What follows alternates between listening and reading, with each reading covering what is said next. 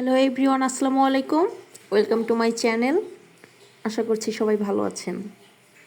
আজকে যাচ্ছি হচ্ছে বাইরে লাঞ্চ করার জন্য।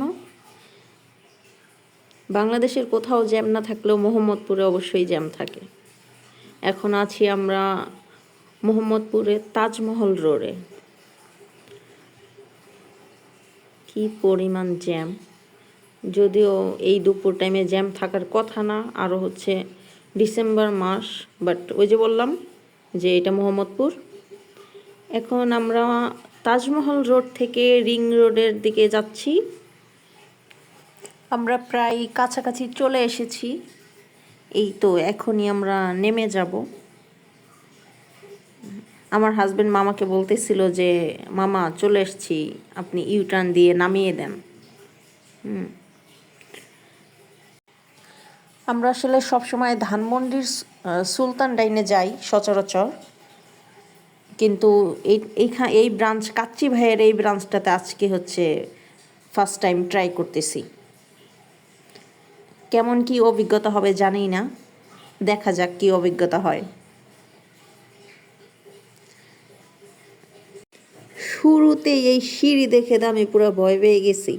একদম 3rd ফ্লোর পর্যন্ত এরকম সিঁড়ি, লম্বা সিঁড়ি।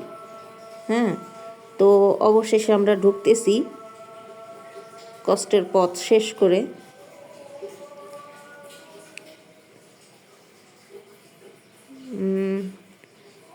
মানুষ আছে মোটামুটি, তবে 2-1টা খালিও আছে টেবিল। তবে কয়েক মিনিটের মধ্যে সব ফুল হয়ে গেছে। এখানে হচ্ছে মেনু আছে।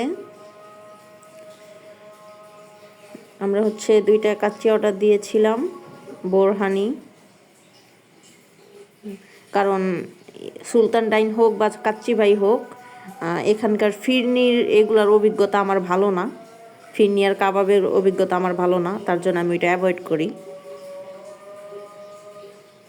এখন সে হচ্ছে তার অফিসের কাজ করতেছে, তারই মধ্যে আমাদের খাবার চলে আসলো।